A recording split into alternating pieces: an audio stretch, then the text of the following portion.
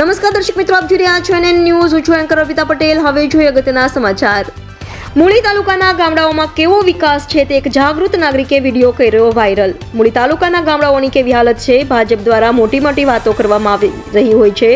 ભાજપ દ્વારા વિકાસ કરવામાં આવ્યો છે, ત્યારે એક નજર મૂળી તાલુકાના ગામડાઓની મુલાકાત તો લેવ. કેવી રીતે લોકોને ચાલવામાં મુશ્કેલી પડી રહી છે, ત્યારે મૂળી તાલુકાના છેવાડાના ભેટ ગામના મુખ્ય રોડ ઉપર ઘણા સમયથી ગંદા પાણીના દ્રશ્યો સર્જાયા છે અને કીચડ જોવા મળી રહ્યો છે.